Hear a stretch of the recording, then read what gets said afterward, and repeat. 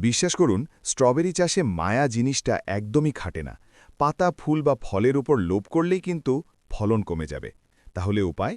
চলুন আজ আপনাদের বাম্পার ফলন পাওয়ার সিক্রেটটা বলে দেই। তার আগে ভিডিওটা সেভ করে রাখুন, পরে কাজে লাগবে।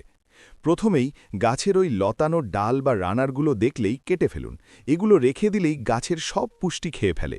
আর হ্যাঁ, গাছের নিচের হলুদ হয়ে যাওয়া বুড়ো পাতাগুলো রাখবেন না, ছিঁড়ে ফেলুন। গাছকে ফ্রেশ রাখুন।